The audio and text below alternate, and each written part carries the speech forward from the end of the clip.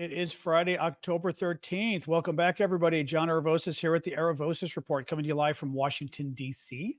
Here to talk about the latest news from Ukraine and Israel. We're going to cover both topics again tonight. Feel free to introduce yourselves where you are from. I'm going to get TikTok rolling here on my iPad. That should work. Yes. Anyway, hello, all. How are we after another long week? Oops. There we go. All right. TikTok's fine. TikTok's fine. So introduce yourselves, guys. Where you're from, as always. It's always kind of a nice little thing we do. All right, TikTok is rolling now. Connection's good on TikTok. Lovely. Very good.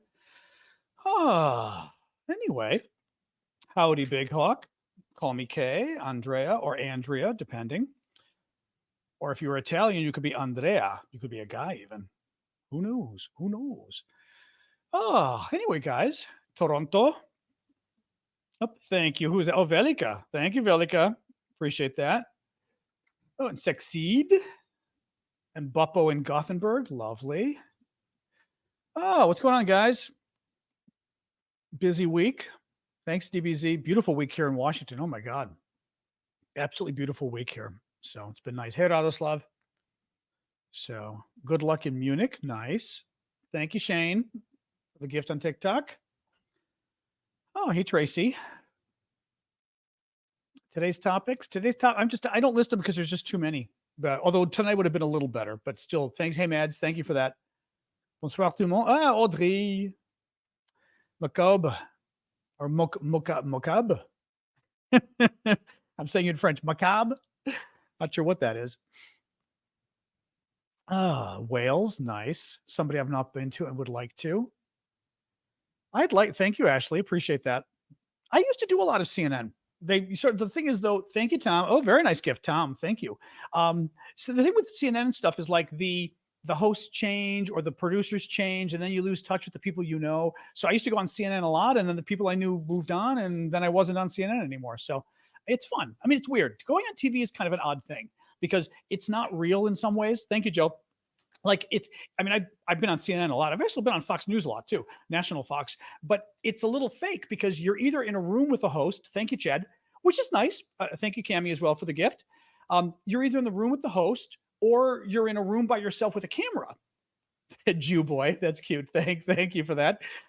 Addie as well. Thank you for the gift. But so like when you're on TV, you're in the room with a camera. So it's not like you're talking to millions of people. You're just in a very small room with a camera and there's nobody there. So it's as if you're talking to nobody and you got somebody talking in your ear. So going on TV is a very weird experience because you'd think it would be cool, but in some ways it's not because you don't experience it. Frankly, it's almost like talking to you guys here. If I didn't have the feedback of you typing, I wouldn't even really know I was live. You know, they do not pay you. No. Most people who go on the news are not paid. So I was never paid going on the news. No. If you get hired regularly, you get paid. But anyway, we can talk about that later. Anyway, welcome, guys. Thanks for joining. Thank you, Craig, for the gift. Having a little iced tea. My little iced tea pick me up. Who is that? Ellie. Thank you, Ellie. Oh, guys, Friday. Welcome all.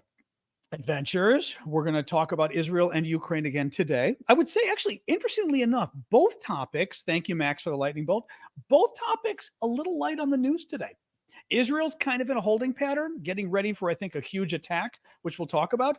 And Ukraine, still not a lot. I mean, there's some updates, some good updates, actually, but still not a lot of news coming from Ukraine either. It's very strange. It's very strange. And I do think it's part of the Israel effect that the news from Ukraine has dwindled. I think a lot of the reporters have gone, obviously, to Israel. A lot of the news stations aren't covering Ukraine barely at all because they're covering Israel almost 100%. Also, the thing you've got to keep in mind, too, in the States right now, in terms of news of Israel and certainly Ukraine, Israel is the number one story. But the other number one story is we don't have a leader of the House of Representatives. It's been a week and a half now that we don't have a speaker who's the leader of the House of Representatives. And it's kind of going nowhere fast. And that means we can't do legislation. Thank you, Cheryl. Which means the Congress can't pass bills. They can't do anything. So that's been our other big story, which is also crowding out the Ukraine news. You know, we do not now know. What they did, Stephanie, was they picked Jim Jordan to be their nominee. Okay. But he's their nominee. So he got a majority of the votes, but now he's got to get all but 4 of the votes on the House floor. And no one thinks there's any way he can do it. So anyway, all right, guys. Let me get going here. So welcome, everybody. I am John Aravosis. Happy Friday night. Today is October 13th, Friday the 13th. Woo-woo. Thank you, Kangaroo.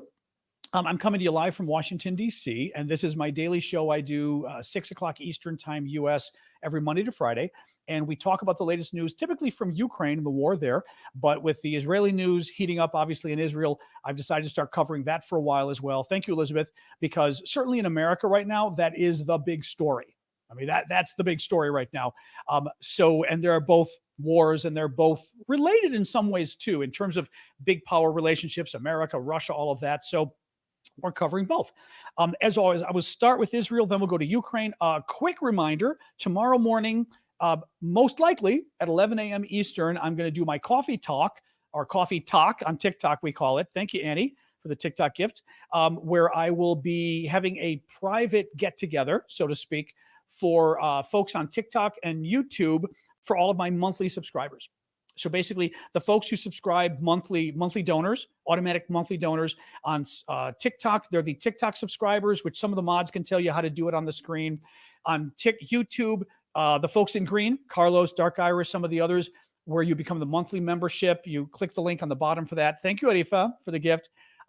Discord monthly subscribers, Twitch, and Ko-fi.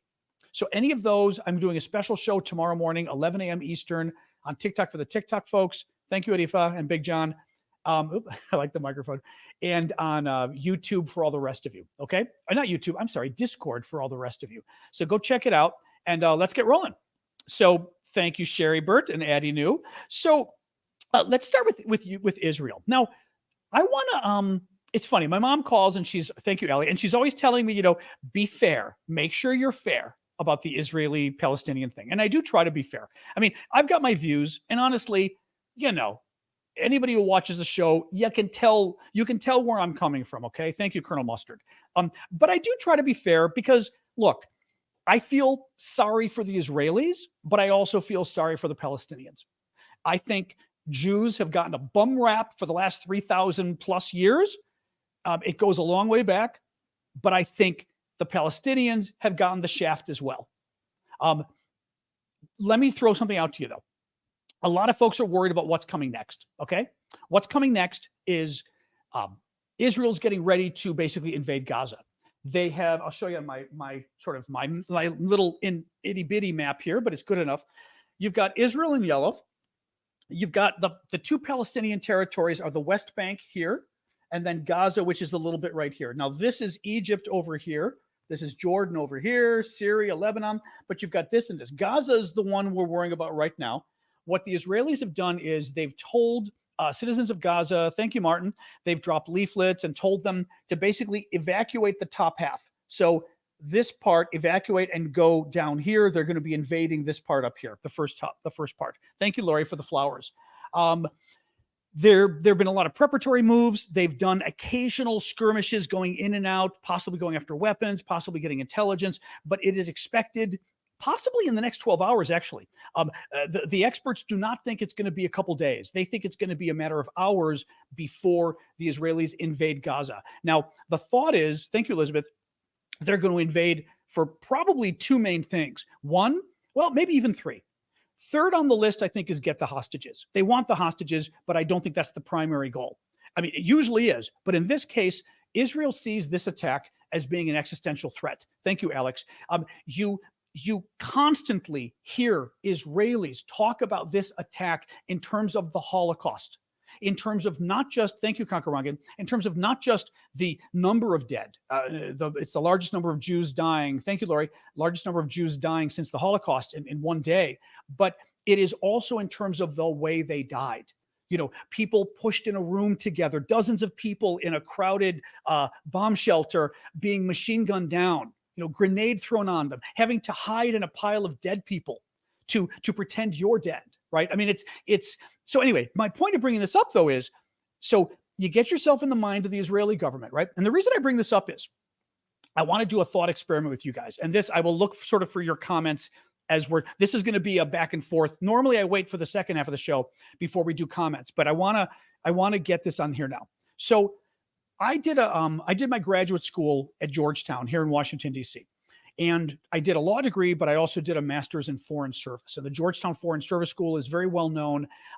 Basically, it's a degree in international relations and foreign policy, but I call it international public policy, meaning how to be a government decision maker in foreign policy. Okay. And one of the things we did all the time, which I really appreciate now in retrospect, is we didn't just study the history. We didn't just like debate wars and things. We actually put ourselves in the roles of, you're the prime minister of Israel. You're the head of the PLO, Palestinian Authority. You're the head of Hamas. You're Iran. You're Russia, right? Or you're the president of Russia. What do you do in this situation? So that you have to think in the framework of, as a policymaker, what can I do and what will I not be allowed to do? But also, what do I have to do, right? Now, the reason I say this is I want people to put themselves in the minds of Israel. And I don't say this just to defend Israel. I'm saying this as, if we are going to, as adults, have an opinion on this conflict. And by the way, I say this for the pro-Israeli people too.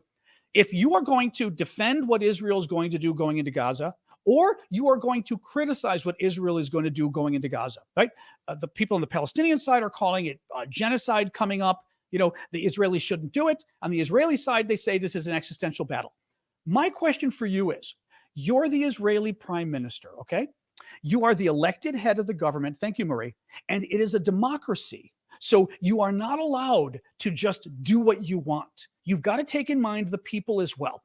You have had a massive, massive terrorist attack in your country. You've lost over 1,000 citizens in one day. And keep in mind, Israel is a country of 10 million people. The US is 330 million, right? 1,000 in a day is like 33,000 Americans dying in a day. We lost 3,000 Americans on 9/11. 30,000, right? So that volume of an attack, you're the Israeli government. What do? Do you do nothing? Can't do nothing, right? People are, politically, people are furious with you. People are furious with you. Your country was attacked, right? And people are comparing it to the Holocaust, right? But what do? Do you invade Gaza? But if you invade Gaza, you're going to kill civilians. Thank you, Jeddah. Even if that's not on purpose, you're going to kill civilians. Do you do that? Okay. Let's say you don't do Gaza. What do? But this is my question: is I have seen a lot of people critical of Israel, and frankly, Israel deserves a lot of criticism it gets. I mean, I'm not going to deny it, but I've not seen a lot of alternatives that are realistic. I see people say things like, well, stop the occupation and free Palestine. That's not realistic. Come on. You know what I mean? Come on. I mean, what do you do? No, see, I'm seeing Mohammed do it right here. Stop the open air prison. It is that hard, Mohammed. You're the head of a government. Next to you is a territory run by terrorists. Hamas runs Gaza. They are the government of Gaza. They are terrorists, and they have just killed 1,000 of your citizens. You can't do nothing. Politically, you can't. You can't. So what do you do? What do you do? But I'm quite serious. You're going to see. I'm going to let it go, and we'll move on, because I'm also saying I'm not getting a lot of good responses anyway. But this is the problem that I think people need to think about, which is there aren't very good solutions.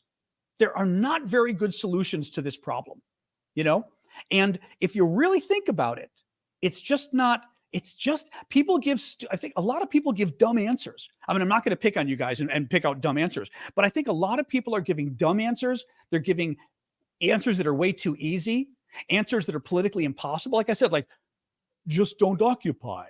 Really? They just killed your people. And by the way, this is also why this issue is so screwed up, because, and I've told you guys this before, because every attack thank you, Jay, every attack that either Israel does or the Palestinians or somebody representing the Palestinians, it could be the PLO. Back in the day, it used to be the PLO. Now it's Hamas and Hezbollah, other Iran-linked terrorist groups. Every attack somebody does, it gives the other guy justification. So even like Israel, right? Israel right now, I think, is justified in doing something pretty serious because of the attack. But do you just look at it based on, I mean, if we are judging from the outside, thank you, John, we're judging from the outside. We look and go, yeah, Israel's pissed and they have the right to respond, but Hamas didn't act in a vacuum either, right? Israel did things before, but Hamas did things before, but Hezbollah did things before, but Israel did things before. And then the PLO did things before, right? They killed Israelis at the Olympics, but the Israelis have also killed, the Israelis committed massacres in Lebanon. I mean, it's a very effed up situation. It's a very effed up situation. But I do think, as I said, and I'm going to continue now with the news. Thank you, Adventures. But I think anybody who says it's obvious that Israel should not be invading Gaza needs to think themselves and say, okay, you're the head of a government of Israel. What do you do? These guys have just killed your citizens. What do? You can't do nothing. You can't get away with doing nothing. I think Gaza is twice the size of DC, actually, NJ, just so you know. I heard about it the other day. They said like twice the size of DC. Or no, maybe it is the size of DC. I'm sorry, you're right. It's the size of DC, but twice the population. I think you're right. I remember it being twice, but the population, sorry, we're having a discussion on YouTube about the size of Gaza. In any case, that's the thing. It's a very, but here's it. Guys, I could do this forever. Jake says, maybe not oppressing the Palestinians for 5 decades. I got something better for you. Maybe not oppressing the Jews for 3 millennia.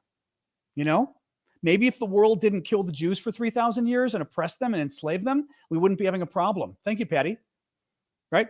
If the Nazis hadn't gone after the Jews, we wouldn't have this problem. They wouldn't need a homeland, right? The Jews wouldn't need to be in the Middle East if people didn't kill them for 3,000 years, right? But you see how we can all play this game of, oh, you oppressed the other guy for 50 years. We can all play that game. I mean, for example, hey, how about if the Arabs didn't attack? If everybody just said, you know what, Israel gets its homeland in 1948 or whenever it was, and we just say, you know what, that's pretty good, there would have been no more war. Now, that would be admitting the Palestinians didn't get screwed. I think the Palestinians did kind of get screwed back then. Having said that, what do you do? Anyway, that's my point, is I think it's very easy to give an easy answer. Thank you, Lori. It's very easy to give a pithy, simple answer. But if you really delve into this issue, it's not as obvious as anybody is telling you. Actually, and Mike is saying on YouTube, but he's not wrong. The Jews were there first. He's right. If you go back thousands of years, the Israelites were there first. But again, is that really an argument? I don't think it is. But people make this argument, well, the Palestinians were there first. Well, no, the Israelis were there first. Thank you, Dad Over. It's a mess. Same with, actually, Carlos isn't wrong. Same with Native Americans. They were here first. And, we did wipe them out. Does that mean we give them the country back? No. Right? But did we wipe them out? Yep. Did they get screwed? Yep. I mean, anyway.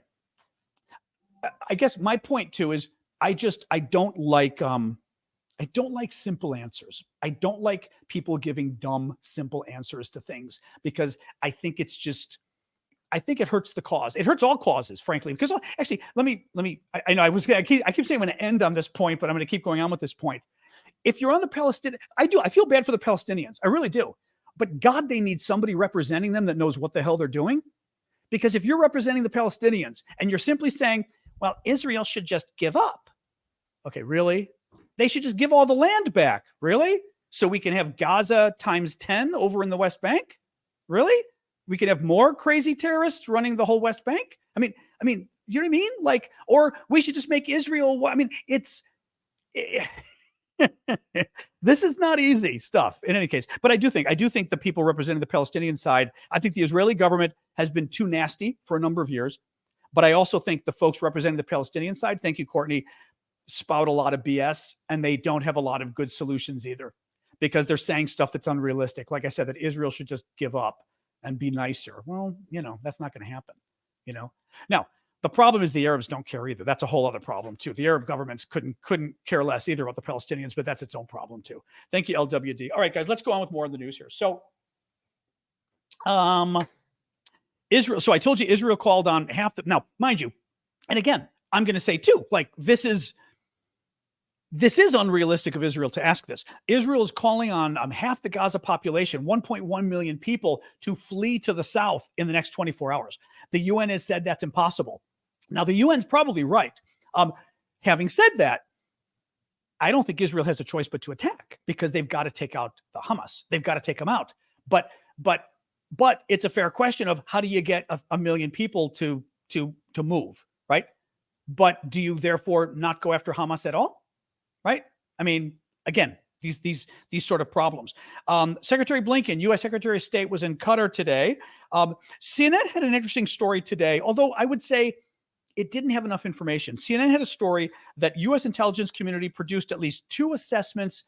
Thank you, Charles. Two assessments based in part on intelligence provided by Israel, warning the Biden administration of an increased risk for Palestinian-Israeli conflict in the weeks ahead of Saturday's attack. So basically, there were a number of intelligence warnings on the American side, some of them based on Israeli intelligence, saying it looked like things were getting hotter, right? The problem is, what the CNN article didn't say was, how often do we get these warnings, right?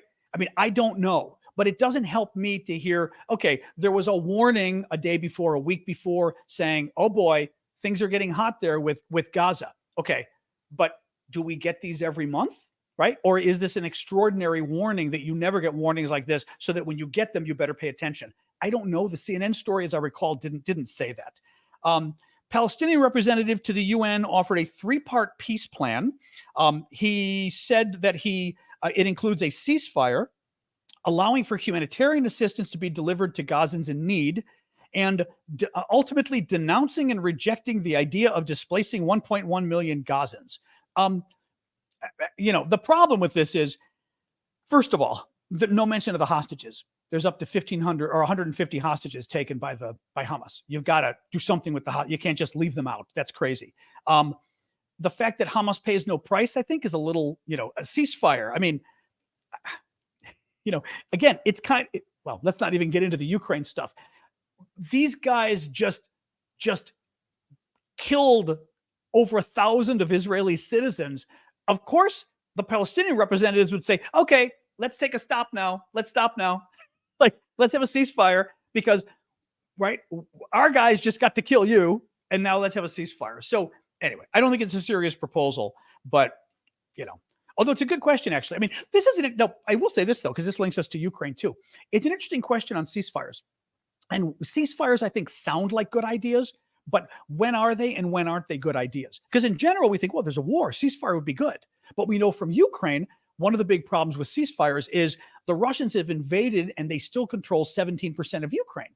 If we have a ceasefire, it gives the Russians time to dig in even more to keep the territory they've already stolen in Ukraine. So a ceasefire only helps the Russians. Now, here with Hamas, interesting question as to whether a ceasefire helps Hamas more. It might help Hamas more because Israel's ready to attack. Hamas would probably like nothing better than to just sort of disappear into their tunnels. So it's an interesting question. I don't know whether a ceasefire accomplishes anything. I don't know. The Day of Rage protests. So you guys brought this up yesterday. I had not really heard about them. It looks like my take on them was pretty much correct, which was nothing happened. These were protests that Hamas or somebody called for and wanted like a Day of Rage internationally. And it did nothing. There were like a couple thousand protesters in New York. And honestly, in New York, you can get a couple thousand protesters for anything. But nothing, I don't think from what I've heard, nothing significant really happened. People were freaking out about it, but it doesn't sound like much happened, to be honest. Samantha, super chat question. Thank you, Darian. Thoughts on Blinken, U.S. Secretary of State, warning lawmakers that Azerbaijan may invade Armenia in the coming weeks. Sorry, it doesn't relate, but curious your analysis. Okay, I did not see that. Excuse me, I don't know what the U.S. I'm not sure the U.S. would do anything. I mean, that's Russia's border. I don't think we like it, but I'm not convinced the U.S. would do anything in that case. And I mean, I'm not sure sort of what to say. You know what I mean? I don't know. I'm just not sure sort of how to answer it. I mean, bad, rather not have another war, but we're not going to get involved. Now it's possible that maybe we do some more stuff to help Armenia, since Armenia is starting to kind of break away from the Russian grip. and they've been starting to help Ukraine with humanitarian aid and stuff. They basically, Armenia is really pissed at Russia now because Russia's not been helping them with the conflict with their neighbor. But otherwise, I don't see us doing anything really. Yes, I don't know. I mean, sorry, I sort of hate to waste a question, but I'm not really sure what to say. There was a new video on CNN, which I can't show you, but I can tell you about. I can show you a picture, but I can't tell you about. I mean, I can't show you. But it was a new video from Hamas, and I just, like I said, I think it's important because I think people shouldn't forget what this is about. I'm going to show you this. So this is just a screenshot, okay? But you can see a bunch of porta potties, right? Those are the toilets lined up in a row, outdoor toilets. This is at that concert in southern Israel where they killed 260 of the kids that were at the concert, and they were kids from all over the world, okay? This video shows the Hamas guys, the terrorists, at the concert. They filmed themselves. They got the little cameras the police have, and they filmed themselves, in this case, going toilet to toilet to toilet and opening fire in a row, talking to each other, and they'd stop and go, boom, walk to the next toilet, boom, next toilet, boom, 20, 30 toilets in a row, killing whoever is inside, boom, boom, boom. It is sickening. It's absolutely sickening to watch. Lies. That's my favorite. Somebody on TikTok saying lies. It's literally the video Hamas released themselves today. Really released themselves today, guys. I mean, absolutely sickening what they did. And that's, I think it's all over Twitter. I can't share it. I can't share it. If I put it on Twitter, or if I put it on YouTube, it'll probably be a copyright violation. If I put it on Twitter, they're literally showing them kill people. There's no way we can put it on Twitter. You can Google it. It's on Twitter, and I'm sure you'll see it elsewhere. Again, it'll be pretty obvious because you'll get a row of yellow toilets in a row. It's horrific. It's absolutely horrific. Exactly, Samantha. Right.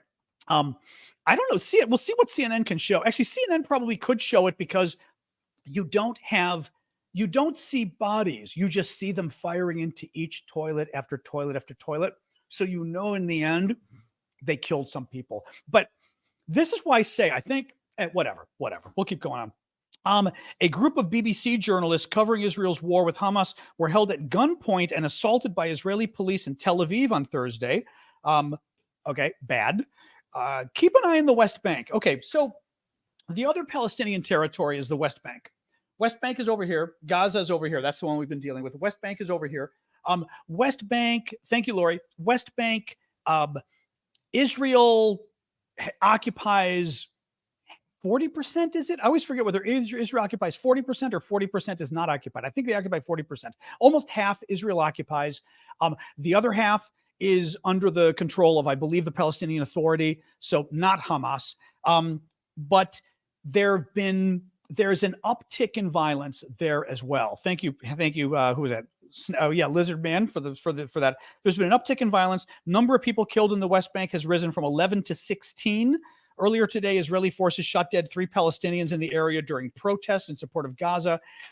Just keep an eye, because some of the concern is, that region getting hot. There's also ongoing concern about up here near Lebanon, because in southern Lebanon, you've got Hezbollah, which is a really nasty terrorist group, again, allied with Iran, that has got a large military. I mean, I think a couple 100,000 men, as I recall, and that would be a big problem for Israel if they were to invade from the north. So anyway, just something to keep in mind. All right, let's shift over to Ukraine. Remember, guys, please do keep the gifts coming. I appreciate it on TikTok and YouTube. YouTube gifts, as always. If they're super chat questions, I will always get to them as the next topic I talk about. Thank you, Kim, and who's at Oklahoma? Somebody, Oklahoma, cute. Thank you for that. And on TikTok, just keep the TikTok gifts coming, please, guys. I will always try to do a shout out when I see the big gifts on the screen. Just remember, I do this for free, and I do it full time. So your gifts are what allow me to keep doing this. So thank you. I very much appreciate them. Today is day 597. Thank you, Rainbow Rain, of Vladimir Putin's special 3-day military operation. Thank you, Timothy and Flower Lady. Poppy's there. You are there, Poppy. I sent you messages privately, Poppy. I don't have your address to send you the auction winning. So make sure you send me your address. Actually, do it on Discord if you remember, because that way I've got it there for future reference. Thank you, Patty, for the gift. What else we got? So 12 Ukrainians were killed in Hamas's attack on Israel. I just thought that was interesting that, the Ukrainians were killed as well, 12 of them. Thank you, Martin. 12 Russians are also missing. Thank you, Shanlin. Now, this is interesting, actually. I had mentioned to you guys, I think it was the first day or so of the attack, and I mentioned to you that the Israeli spokesman had said something about Russian and Chinese citizens being killed as well. Thank you, Darian, and user 2149. And in fact, Russian and Chinese are on the list of dead. In this case, they're saying 12 Russians are still missing, which certainly makes it sound, like they're either dead or they're hostages. We don't know. President Zelensky in Ukraine met today with Dutch Prime Minister in Odessa. The Netherlands is going to be sending, thank you for that, Scott. The Netherlands is going to be sending more Patriot missiles to Ukraine, which is really important. They've been using them to shoot down the incoming Russian missiles. We got a little more details today. Thank you, user 2149. There were 2 attacks this week on shipping, Ukrainian attacks on Russian shipping. One was a couple days ago on Wednesday, which was against a Russian patrol ship called the Pavel Derzhavin or something like that. The other happened today. It's a cruise missile carrier called Buyan, I believe, that the Ukrainians hit today. Smoke came off. I believe it needed to be towed into where there was an explosion. What is interesting is Ukraine came out today and said their experimental submarine drones were used for both attacks. These are the submarine drone called the Sea Baby, and they used them. They're basically, instead of being drones that go on the water, it looks like they're drones that go under the water, which is very interesting. So that was kind of wild. Ukrainian pilots are expected to begin training to fly F-16 fighter jets at an Air National Guard base in Arizona next week, according to U.S. officials. Now, these are only the first allotment. Thank you, Lizard Guy, for subscribing. These are only the first segment of Ukrainian pilots they're going to be training, because they're the ones who speak English well enough. So it's supposed to be a small group. So I'm still not quite sure, how many we're going to have in total, but also how long it's going to take to get the rest of them. So that's still an ongoing concern. Will we just have a handful of pilots ready by next spring? Who knows? The White House said today, according to the Associated Press, that North Korea has delivered more than 1,000 containers of military equipment and munitions to Russia for its ongoing war in Ukraine. This was interesting, actually. French police are investigating the possible poisoning of that former Russian state TV journalist, Marina Ovsyannikova. She's the woman, thank you, Calman. She's the woman who remember last year, during the Russian state TV, the news broadcast at night, the national broadcast, and the woman came up on the stage behind the announcer holding a sign talking about Ukraine. And we all thought it was a little weird. Thank you, Oklahoma. Like how she got there, how she did it, why they didn't edit it out. They also gave her a fine that was something like a $300 fine or something crazy, like small. And we were all going like, this is Russia. You went on state TV and waved this sign and they didn't throw you in jail for life. Like everything about her story was weird. Well, then she fled and went to Germany, I believe. Well, what's happening now is she went to France with her daughter last year. So she did get her daughter. I remember she went back because her kids were in Russia. She did get her daughter, and she called emergency services and was taken to a hospital after suddenly falling ill in Paris. And she believes she was poisoned by the Russians, and they're investigating. Now, totally possible. I mean, this is absolutely something Putin does. We know this, right? I mean, the attacks, the poisonings are totally up his alley. Kind of a weird story, though, because I never really fully believed this woman, So if she got poisoned by Putin, I may end up believing her. Who knows, Or she's really a spy, and this is like the extra mile she's going, but it's pretty weird. It's pretty weird. This was an interesting story too, by the way. A Ukrainian woman was sentenced to life in prison for treason for providing the Russian military with photographs, helping them hit targets in Ukraine. What was interesting to me about this story is, and I've mentioned this in previous broadcasts, typically in Ukraine, when you are convicted of treason, you get 15 years in jail. Because I remember noting to you guys how weird it was to me as an American that you'd commit treason during wartime and be convicted of treason and you only get 15 years in jail. It just sounded like not very long to me for treason during wartime. Thank you, Chris.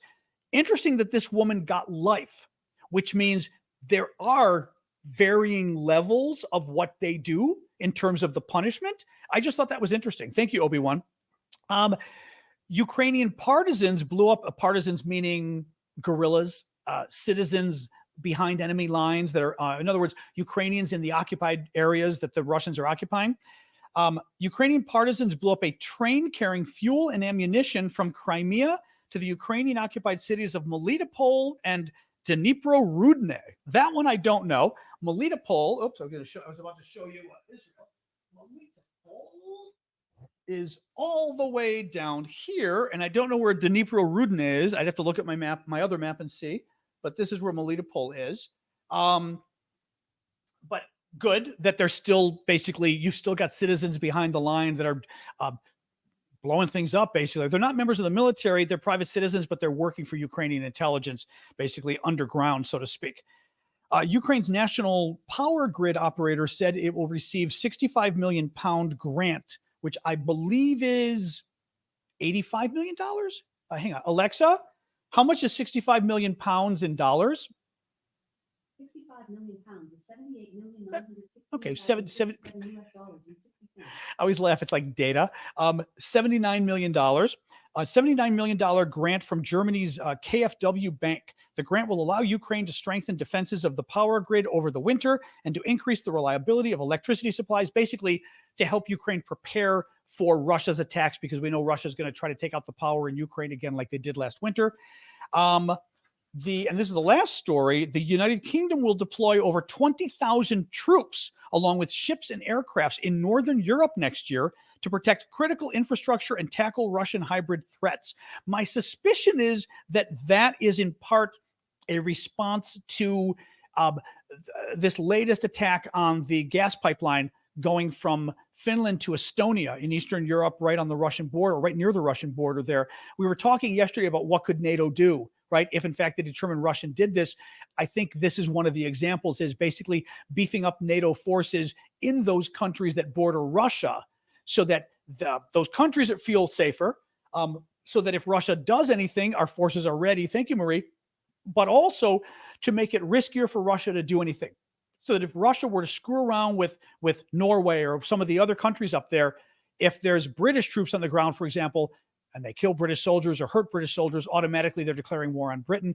You know, the UK, which raises the, makes it even riskier for Russia to do, basically. All right, guys, that's it for the news. We don't have any auction items yet. I've been literally packing. I've got 2 weeks of auction items that I've been packing. We will have more auction items tomorrow. I don't think I've decided yet. I don't think I have. No. I'm like looking here to see. I think I may have had one. No, maybe not. Yeah, tomorrow I'm going to go through. I'm going to put the auction items up tomorrow, so we'll see. Yeah, let's do questions and answers. Please do keep. Okay, you're about to get banned, little weird person. There we go. Bye-bye. So, yeah, get rid of those guys. No, they're just a weird spammer. That's okay. The mods will get them. Yeah, just ban the person. But I don't think Finland's in danger. Twitcherita says, is Finland in danger? No, because Finland is a member of NATO now. I mean, the Russians can try to screw around, but what are they going to do? Thank you, JRD. I mean, they're a member of NATO. I mean, they're still going to screw around. But first of all, Finland is Finland, right? I mean, the Russians are already in danger if they take on Finland, and they know it, because Finland can give the Russians some real pain, and they did during World War II, or that era of World War II. But also as a member of NATO now, forget it. Forget it. Russia can't touch them now. Absolutely can't touch them now. So, but yes, Finland did kick Russia's butt back in was it 39? I'm trying to remember when the war was. Was it 39-ish when the Russians invaded? More or less. Anyway, yeah, so let's do questions, guys, about Israel, about the Middle East, about Ukraine, whatever. Not whenever. When is now, but whatever topic you want. And do keep the gifts coming as well. Oof, your dad is missing in Israel? Yikes. Wow. I'm sorry. Wow. Nicola, thank you for that. 1939. Okay. Okay. I didn't see North Korea threatened us. Big surprise, though. As I've said, I think the North Koreans are crazy, though. I mean, that worries me a little bit more with that, though. The North Koreans are crazy. You know, we don't know anything about the hostages. There's possibly is the Israeli government said today that I believe around 125 families were contacted, families of hostages, which means there's at least 125 hostages if 125 families were contacted. Now, because they kidnapped, for example, one family, I believe, not I believe, we know like some families, they killed a lot of people and grabbed a few. So, I mean, actually, yeah, TV Today, I think there's I saw where there's a couple of family members. So we don't know how many. Having said that, it is difficult, I think, for the authorities to give any updates because if they give updates, they put the hostages in danger. They can't say what they're doing, you know? So I don't know that unless hostages are freed, that'll be a news story, but I don't think we're going to hear much.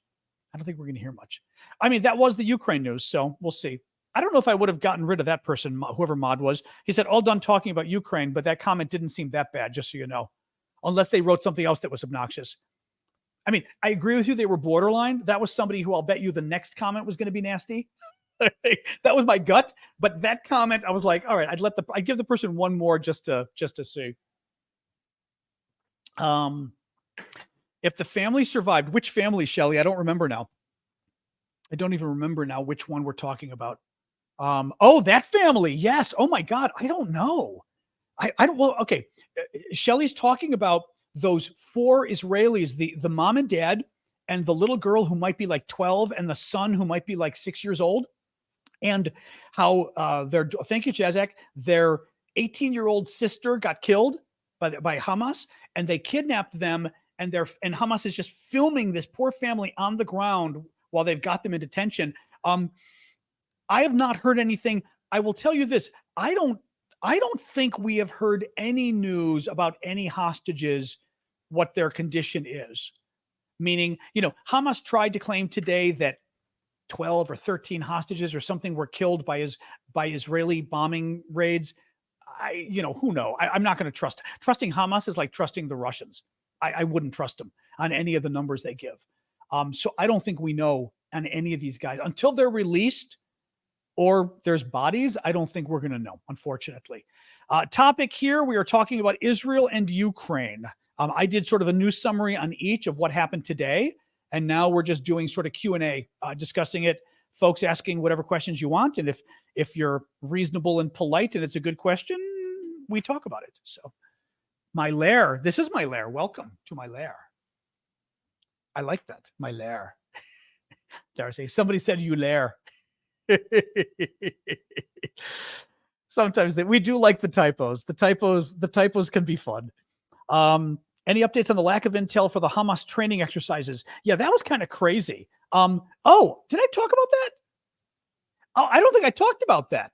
I meant to. You know, one story I was going to tell you guys that I didn't tell you. There was another CNN report today that was just crazy. And I did some video on this. Basically, Hamas has released a lot of videos. They're kind of like becoming the Chechens, where they're like the TikTok warriors. But unlike the Chechens, Hamas actually does something. I mean, they kill people, but they're doing, whereas the Chechens just kind of don't do anything. But they've been releasing a lot of video to kind of brag about, you know, what they've done. They released video showing training over the last 2 years of, you know, their training for this attack, right? And CNN went and had a tech expert go through the videos.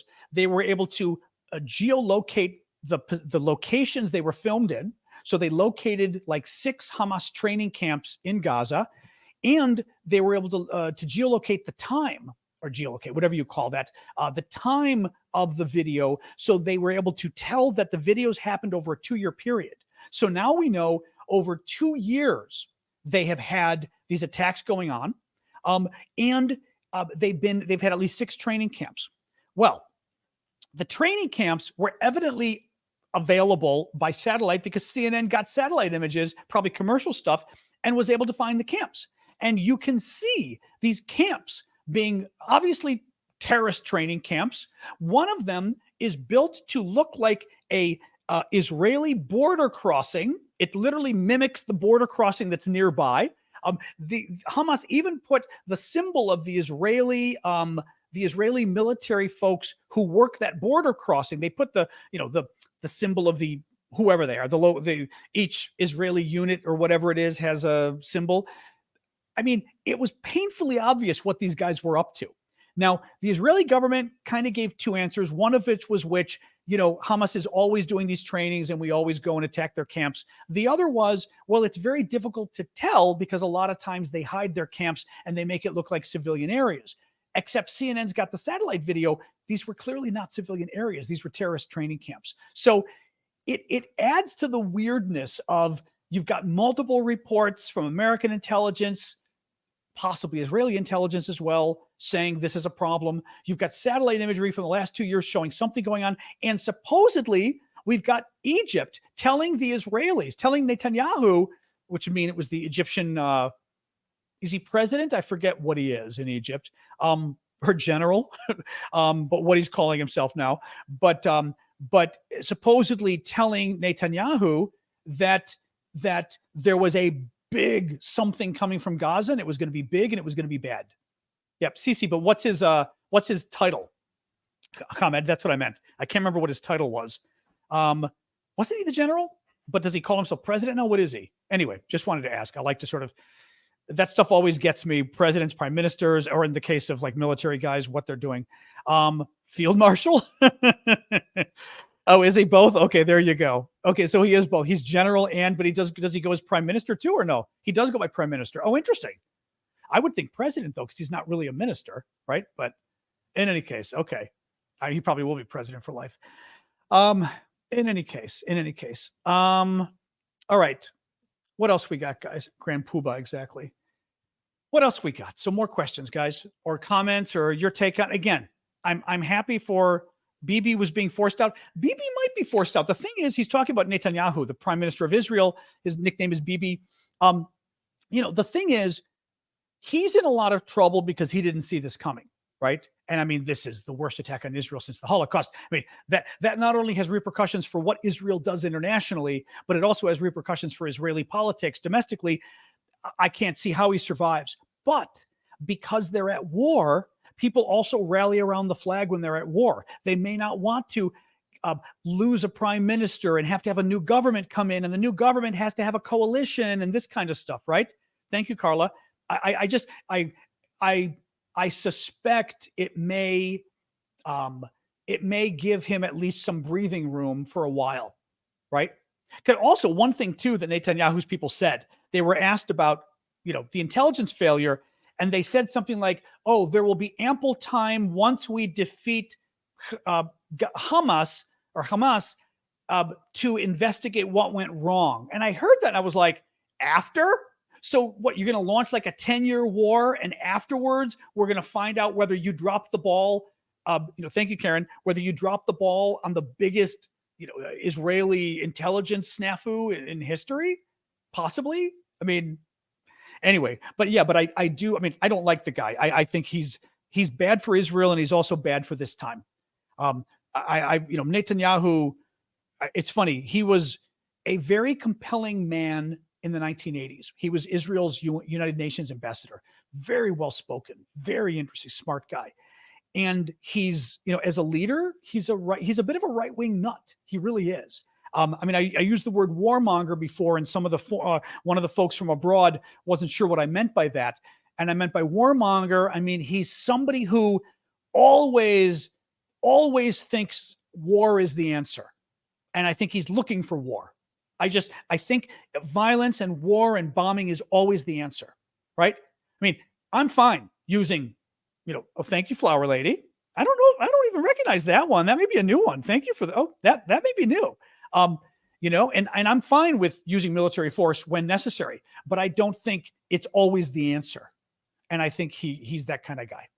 I don't like him. It was very nice gift. Flower Lady always has very nice gifts. Always very generous. Thank you. Egypt has a president, but is he the president then?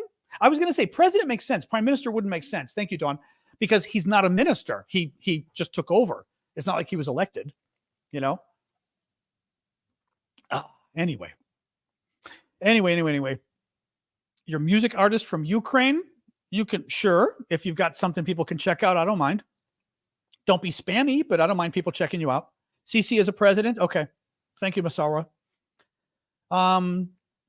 Yeah, anti-Semitism is going to go up. I mean, somebody was asking about that. It always does. It always does. And something like this is going to make it go up more. You know, it will. Do I think Israel will bomb the Palestinians? I mean, the thing is, they're going to bomb Gaza. And Palestinians will get hurt and killed. Yes.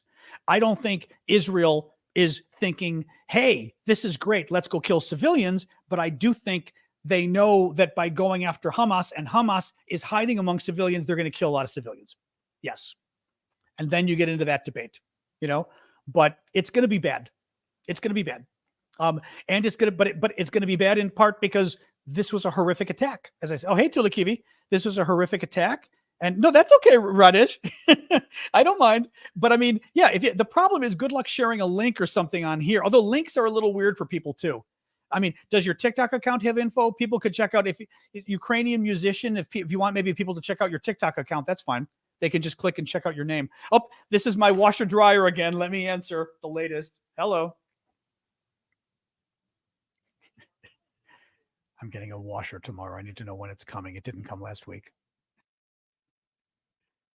Like, I knew they were going to call during the show. They did this last time. Okay, hang on. They're telling me what time they're coming tomorrow. It's been 3 weeks waiting for my washer dryer.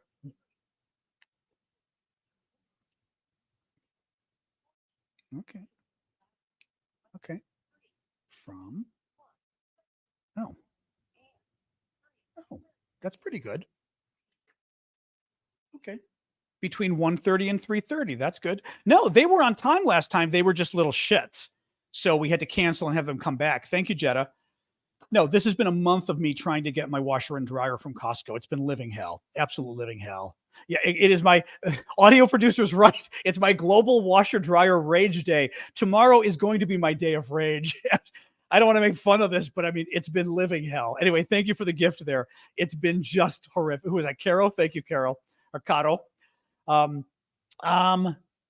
Qatar threatening to cut gas exports. I mean, the thing is, guys, it's so freaking complicated. I mean, thank you, Samantha, by the way, for the super sticker. You know, you've got Iran is not helping. Iran has been supplying Hamas. Oh, by the way, I Googled it today. Difference of opinion. You find both pronunciations, Hamas and Hamas, for the group. When I Googled, and I found videos online that tell you how to pronounce it. Some of the videos say Hamas and others say Hamas. So I'm thinking that I heard, whether it's, I don't know who, but I've heard somebody pronouncing it Hamas on the first syllable, whether it's Arabs, whether it's Israelis, I don't know who, but I've heard somebody pronounce it that way. And that's why it's stuck in my head on the first syllable. But I want to know from anybody, especially those of you guys, because I know some of you guys are Arab, because I can tell, or Palestinian. Do you guys always pronounce it Hamas on the second syllable, or do you sometimes pronounce it on the first syllable, Hamas? Because I learned Hamas. And it's confusing me here because we talked about this the other day, but then I Googled it. Okay, when you write it all in small letters, that doesn't answer the question, guys. You've got to put capitals for the syllables. You make all caps for the syllables that are the ones you pronounce. Huge protests in New York. I saw protests in New York. I didn't really consider them huge. They were like a couple blocks, which it's New York, you know? I mean, you know. Yeah, basically the way Hamas, yeah. The way you typically would do it is you'd put, for example, if it was the first syllable, you'd go capital H, capital A, and then mas in small letters. If it was the second syllable, you go small h, small a, capital M, capital A, capital S. That's the way you sort of write things to show which is exactly, like Wild Hunt just put, Hamas or Hamas. I've seen a lot of Hamases, but I've got to tell you, I told you, I found multiple pronunciations that showed Hamas online today. Qatar is interesting too. Yeah. I know a lot of them say Hamas, but I did find, I'm curious. Yeah, but you guys are Europeans. I want to know what the Palestinians, the Arabs, or the Israelis say. That's sort of my curiosity here, you know, because I think I picked it up from somebody else. Okay, you're Arab. What do you guys say? Inama? Hamas or Hamas? Sorry, we're looking D. Okay, it doesn't help when you guys put the funny capital letters. Like, capitalize the syllable that you pronounce. So Masarwa is saying Hamas, Palestinians. Okay. Tariq is saying all of it because the thing was, guys, I went on Hamas in Arabic and Hamas in Israeli. See, this is my point. I think it's both. I found both pronunciations online today. And like I said, I was always taught Hamas. And I'm not thinking hummus. That's not what I was thinking. Anyway, Twitter space, they were saying Hamas. Now, mind you, those of us who are not Arabs, Palestinians, or Israelis could be pronouncing it wrong. That's why I don't trust other people saying it. I'd rather that's why I wanted to know what the Arabs, the Palestinians, the Israelis, what you guys were hearing, because you know how you say it in your own language. Anyway, okay.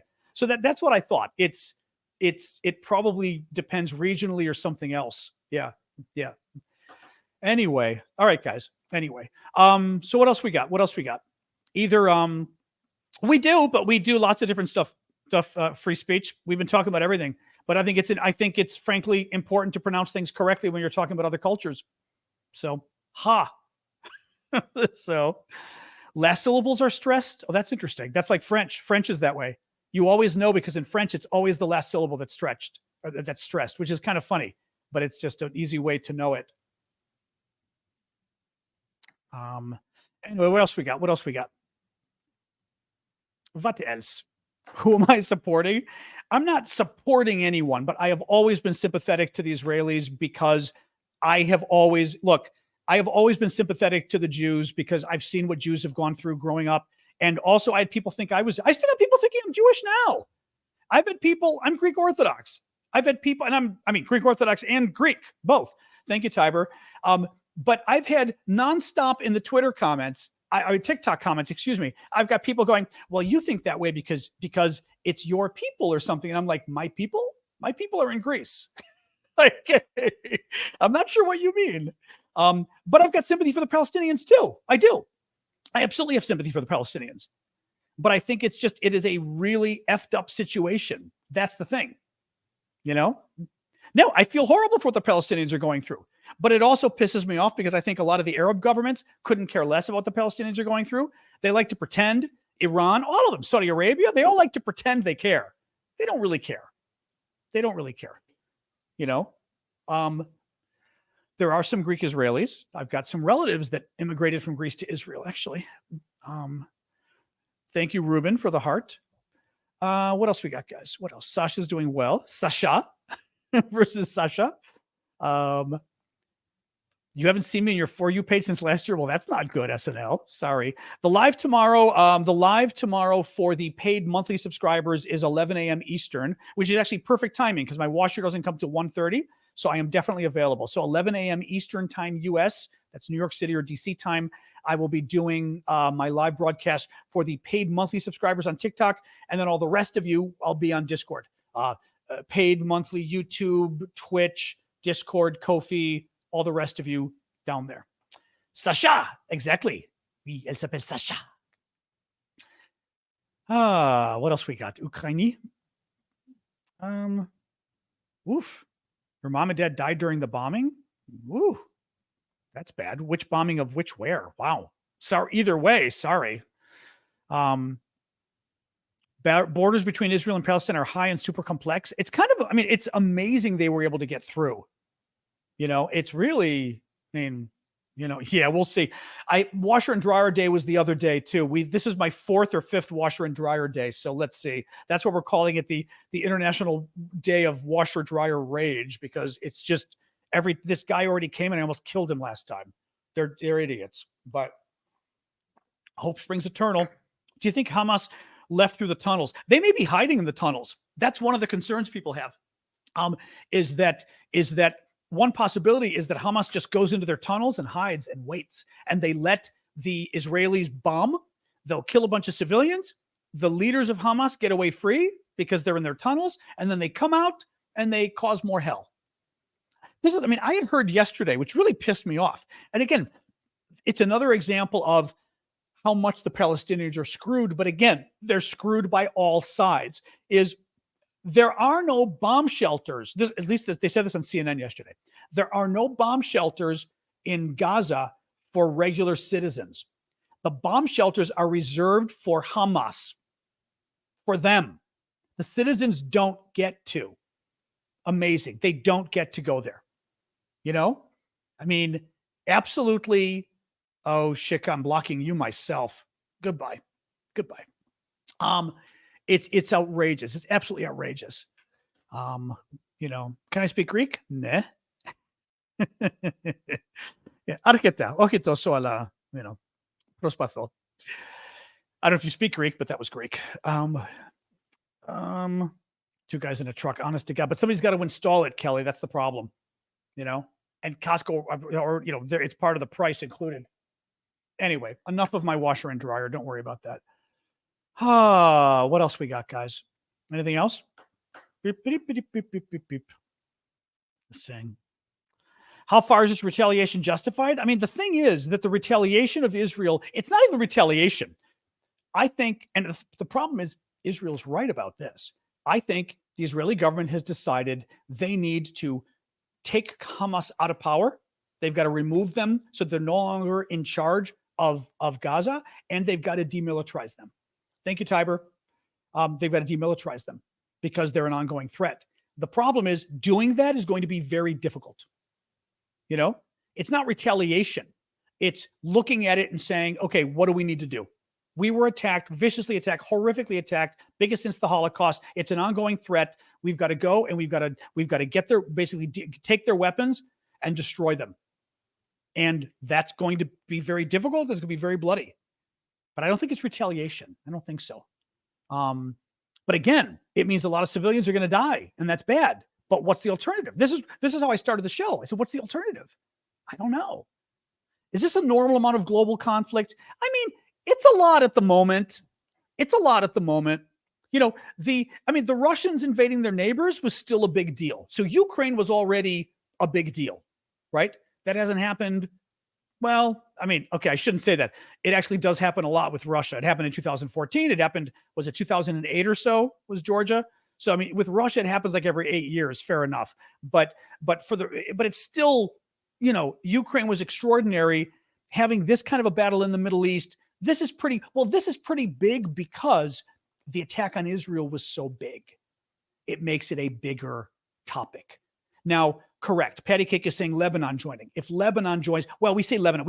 We also shouldn't even say Lebanon. We should say Hezbollah in the south of Lebanon, because they're almost a government within a government, like sort of terrorists in southern Lebanon that have control in essence.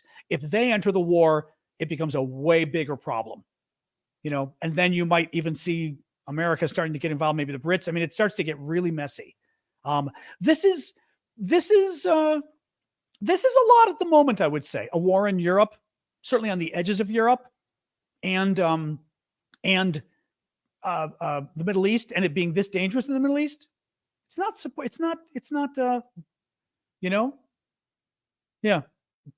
I mean, what else we got? No, it doesn't happen under the Biden administration. Give me a break. You freaking tried to overthrow the government. Okay, you're complaining about war in the Middle East. You tried to violently overthrow the American government. Don't give me this. It happens under Biden BS. Stop it. Just stop it. Nuclear war? No, we are not. We are not in any danger of nuclear war. No. Yet. What else? Israel let it happen. I mean, generally speaking, I'm not a fan of conspiracy theories. So I think it's more likely that, you know, Netanyahu's government just screwed up. But, you know, does this help Netanyahu? Maybe. As I said, it helps him and it hurts him. It helps him because it gets people to rally around the flag, right? Because they're at war now. So maybe they don't want to overthrow their government right now. But at the same time, it hurts him because people go, Jesus Christ, what did you do? Well, maybe they don't say Jesus Christ, but they say, what did you freaking do?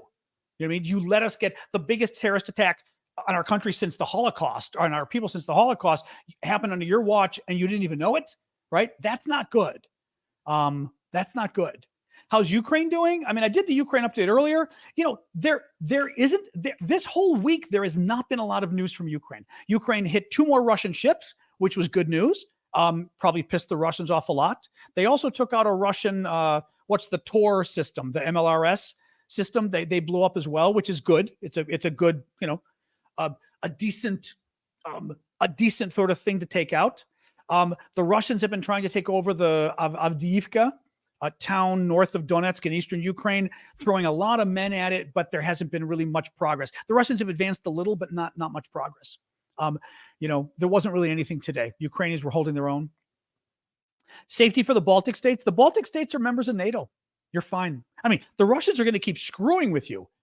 Actually, the thing is, if the Russians did in fact damage the gas pipeline between Finland and Estonia, that's exactly the kind of thing I think the Russians will keep doing, where it's not, they didn't attack Finland. They didn't attack Estonia. They may have secretly gone and damaged the pipeline so that you're not sure who did it, but somebody did. And that Russia's probably screwing around with you, right? But not right. It makes it very confusing and gray. So you don't necessarily attack Russia in response. That's the kind of stuff Russia will do to the Baltic states, just screwing with them, right? Just playing games with them. They're not going to attack you outright because you got NATO, which is good. I mean, James, that's a whole other, yeah. I mean, James on Facebook, he didn't help. I don't know whether he was involved in this, but he certainly didn't help,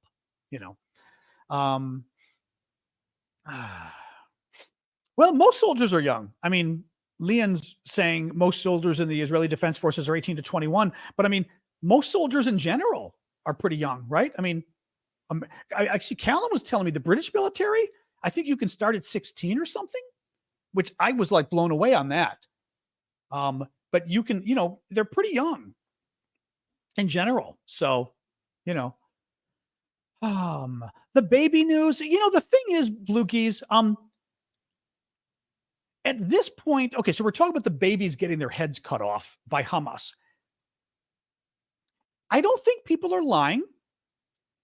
I still feel, or I increasingly feel like we don't know if it's true.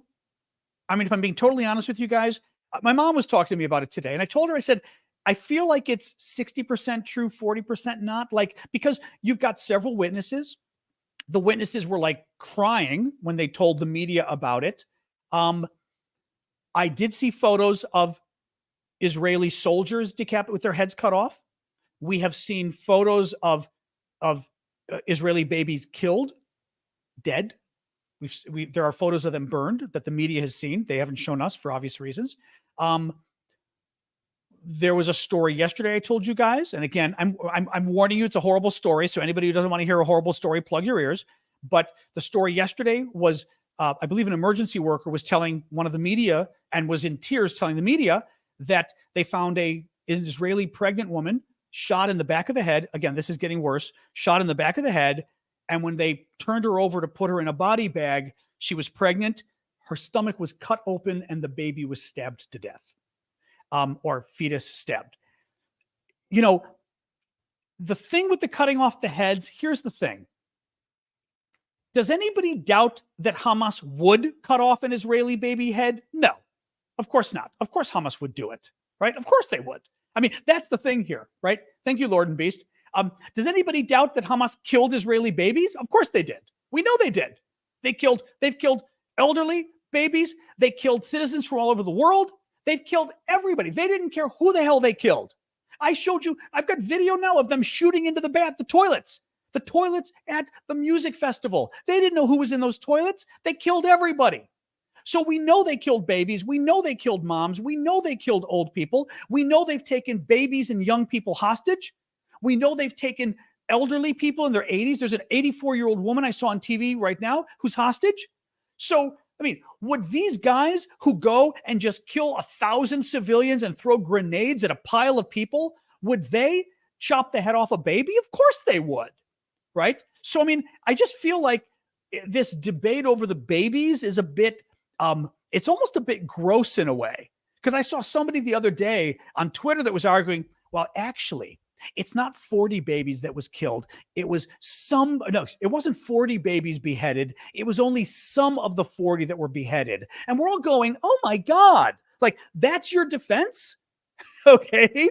They indiscriminately walked up to them and blew their brains out, point blank range, guys. I mean, I don't want to be gross about this. I really don't want to be gross about this on the show, but we're not talking you shot a bomb back at them. You walked in and you killed as many people as you could. You walked into their homes and shot them dead and then burned their homes down. You went to a peace music festival and killed everybody you could. And you ended up killing people from like a couple dozen countries because you didn't even know who the hell you were killing. You didn't even try to kill Jews. That's the other thing too. I'm not a big fan of killing Jews, but you didn't even try to kill Jews. You just wanted to kill anybody you could who happened to be in Israel. And they killed Russians. They killed Americans. They killed Brits. They killed South Americans. They killed Thai workers. Do you think, here's one, the workers from Thailand that were in Israel. Do you think they looked Jewish? Hamas had no problem shooting them to death. Thai workers. I mean, that's probably the best examples. Do you think that workers from Thailand looked like Jews? Probably not. Okay? Probably not. Not probably not. Of course they didn't. And they murdered them because they were breathing. So don't even give me something about the babies and whether Hamas would do it or not. I mean, it's Filipino workers, same thing. Filipinos at best are going to look either Latino or Asian, depending on the Filipino. They're not going to look Israeli, that's for sure. Yeah, any case, no, I don't. I mean, I don't want to get into this because, it's just, and yet, John, you are. So, well, here's the problem. Dancing QE raises a good point, but it's also a problem. He says, have you talked about why this is happening in the first place? Well, depends what you mean. Do you mean Netanyahu? Do you mean Israel occupying part of Gaza? Or not part of Gaza. Do you mean Israel occupying part of the West Bank? Do you mean Palestinian terrorists killing Israelis killing Jews for the last 100 years or so? Do you mean World War II, where Hitler, the Germans, and frankly, a lot of European governments weren't very good either. And Americans too, by the way, let the Jews die so that 40% of the world's Jews got killed and they needed a homeland? Could that have started this? Could it be the Brits back in, was it 1918 or 1917? The Balfour Declaration where they wanted to give the Jews a homeland? Was it 3,000 years of oppressing Jews? Hey, maybe that's what started this whole thing. Maybe if Jews weren't oppressed and hated for 3,000 years by the world for no reason, we wouldn't have had to give them a homeland. Hey, so the problem is when you say what started this, depends who you talk to. And that's why I say this is such a complicated issue. Because you can always go back. Exactly. Biden administration started. Exactly. They all loved each other until Joe Biden came in, didn't they? Right? Right. 6-day war. Right? I mean, that's another argument, right? If the Arabs didn't invade and try to wipe out the Jews, wipe out the Israelis wouldn't be occupying anything. I mean, but again, had Europe not given, or the UN or whoever not given Israel to the Jews of Europe at the time, thank you, Ernie, and taken it away from the Palestinians, that might have avoided that problem. But again, then you go back to Hitler, though. Hitler destroyed, you killed 40% of the world's Jews. You've got, after 3,000 years of killing these people, and then you literally kill 40% of them, you've got to do something. I mean, that's what I mean. This problem is a mess, is a freaking mess. It is impossible to go back to an original sin, I think. I really do.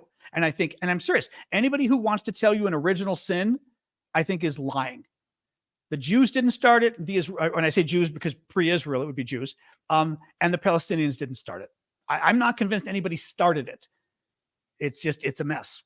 Thank you, Brock. By the way, for the gift, make sure I didn't miss anybody else there. I know it pisses people off when I say that, but I think it's true. I think it's very true.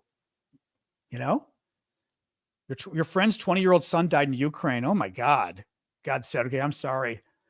I know I met a woman of like about a month ago or 6 weeks ago, whose 22-year-old brother had just died that week. And we were seeing her in Chicago.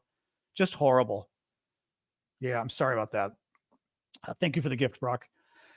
Anyway, no, it is. I mean, the number, it's, yeah, the number of dead, the problem, that's going to be its own impact on Ukrainian society for years to come, sadly, I mean, um, but it really does, Dr. Patroller. Don't use the Holocaust card. Well, I mean, that's convenient. Thank you, B. Smith, right? Let's not talk about the origins of the Israeli state in the Middle East. I mean, no, let's talk about the Israeli state in the Middle East, but not talk and the fact that you don't think they should be there, but let's not talk about why they're there, because 40% of them got wiped out by Hitler. And that's why they were given a state. But let's not talk about that because that would be inconvenient. The Holocaust card. It's the entire freaking reason they're there. I mean, that's why they're there. Like, my point is that it's complicated, right? You hear that and you go, well, something had to be. Now, mind you, though, let's talk about the Europeans. I don't know enough about this, though, whether the Jews would have been happy getting. Now, first of all, could they get land in Europe, right? I don't know the Europeans, there was any land to give them. But would they have accepted land in Europe? Is an interesting question. I don't remember on that front, but it's, they kill Palestinians, but they kill Jews too. Seriously, guys, do your research on this. If you don't think Jews have been dying for the last 100 years in this battle, you've not been paying attention. You've not been paying attention. I mean, look at what they did in Munich. They killed the Israeli Olympic team. Horrific what they did there. Look what they did this last weekend. I mean, but again, and the Palestinians have suffered too, but it's been both. You cannot say one. That's what pisses me off. Anybody who says one side has suffered a lot and the other hasn't is a liar, is an absolute liar. And on this one, I am taking the middle, because you're a liar if you say the Palestinians haven't suffered, and you're a liar if you say the Jews haven't suffered, and you're also a liar if you say which side has suffered more in this battle, at least. I mean, let's face it, 40% of the Jews got wiped out. They may win that argument of who suffered more in a grand world scheme. But in terms of since this battle's been going on, the Palestinians have gotten a raw deal and the Jews have gotten a raw deal. And I know you may not like it. What's interesting to me, though, is it's usually not the Jews that get pissed off when I say that. It's the Palestinian supporters that get pissed off, which is interesting to me. So anyway, well, Hamas are ISIS in some ways, yeah. They're a nasty terrorist group, and they don't care about also Hamas. Hamas was telling the Palestinians not to leave, not to go south, because they want to keep them there as human shields. They've always used them as human shields. No, Hamas is disgusting. Honestly, I wish the Arab governments got together and got rid of Hamas, is what I wish would happen. But good luck getting the Arab governments to do anything helpful in this regard, right? Not a damn thing, Anyway, all right. I'm ready to call this a wrap. Let's do the quick summary of the news, guys, and then we're going to go. So we started talking about my coffee talks tomorrow, like I said, 11 a.m. Eastern time US for TikTok and YouTube for basically all the monthly subscribers. So TikTok, monthly subscribers on TikTok, come to TikTok at 11 a.m. Eastern time tomorrow, and everybody else go to Discord. I've got the event set up. You'll see it at the top of the screen. It's for the YouTube subscribers monthly, Discord, Twitch, and Ko-fi. And you can find those links at aravosis.com. All those links are there. TikTokers, you should be able to find them in my Linktree link in my profile. A little bit of the news. So I started with the thought experiment asking you, what if you were the Israeli government after this kind of a terrorist attack, what would you do? We then talked about localized raids inside Gaza. The Israelis have already been making sort of small raids inside Gaza, preparing possibly the next 12 hours. Thank you, Erwin and Maurice. Possibly in the next 12 hours to do a big invasion of northern Gaza. Israel called on 1.1 million Gazans, half the population, to evacuate. I've got written here the southern half of the territory. I thought it was the northern half of the territory. I don't think it's the southern half. To evacuate to the southern half of the territory, correct. Secretary Blinken was in Qatar today, the U.S. Secretary of State. CNN says the U.S. intelligence community produced at least 2 assessments based in part on intelligence provided by Israelis, warning the Biden administration of an increased risk for Palestinian-Israeli conflict. And whether they gave it to the Israelis or whether the Israelis ignored it, who knows? The Palestinian representative to the UN offered a 3-part peace plan calling for a ceasefire. allowing humanitarian aid to go to Gaza, and rejecting the notion that half the Gazans should go to the other half of the country when the Israelis attack. Day of Rage protests were today. I mean, again, whatever. You got a couple thousand people in New York, good for you, but it wasn't worth all the fear people had yesterday, which is what I said. CNN looked at 6 Hamas training videos. Hamas released videos of their training over the last 2 years, and they CNN was able to check them out and figured out that there were 6 different terrorist training sites over a 2-year period, and basically the Israelis didn't know. I mean, the Israelis looked like they overlooked it, which was ridiculous. A group of BBC journalists covering Israel's war with Hamas were held at gunpoint and assaulted by Israeli police in Tel Aviv. I then said, keep an eye on the West Bank as far as to what degree troubles start rising there as well. Ukraine, day 597 of Putin's 3-day special military operation. 12 Ukrainians were killed in Hamas's attack. 12 Russians are missing. Zelensky met with the Dutch prime minister today, who's going to be offering Patriot missiles to Ukraine. The experimental Sea Baby submarine drone took out 2 Russian ships this week. Ukrainian pilots are expected to begin training on F-16s in Arizona next week. The Associated Press says the White House announced that North Korea has delivered more than 1,000 containers of military equipment and munitions to Russia recently. French police are investigating the possible poisoning of that Russian news lady who went on TV and held up the sign denouncing the war and got arrested and fled the country. She's in France now with her daughter, and she may have been poisoned. A Ukrainian woman was sentenced to life in prison for treason for providing the Russian military with photographs of possible Ukrainian targets. Partisans in Ukraine, in southern Ukraine, blew up a train carrying fuel and ammunition from Crimea to Melitopol, among other places. Ukraine's national power grid received a £65 million or $80 million grant from German KfW Bank, which will help it keep power supplies going in the winter when the Russians attack. And finally, the Brits will deploy over 20,000 troops along with ships and aircraft in Northern Europe next year to help counter Russian threats to infrastructure, etc. All right, guys. So thank you for all of that. Quick sip here. Thank you for joining us. Well, that was decent. We got a little angry, but that was okay. Thank you, Hedge. Appreciate that. This topic is never not going to be angry. So look, you know, but anyway, appreciate you guys coming. I'm actually glad to see we had several, at least, I think Israeli, several Arab and Palestinian folks with us as well. Glad to see you guys. And be able to have a nice conversation with you guys. So thank you for that. I always worry all we're going to have is fights. At least my history of this topic has been people always screaming at each other. Never like a nice discussion. So even though we had some crazies, a lot of you guys were nice on all sides today, which I appreciate. So thank you. And people who don't even have a stake, who were being nice too, like the rest of you. I just want people to be able to discuss this stuff because, as I said, I think it's a complicated issue and it's too complicated to pretend like we know the answers. In any case, so I'm not going to do an after party tonight. We did it yesterday and it's already 7:20. It's late for an after party. I know because the topic. Also, we did it last night. I usually don't do it 2 nights in a row. Thank you, Raghu. But I will see you guys tomorrow. Thank you, Mod. Well, I'll see some of you guys tomorrow. Thank you, mods.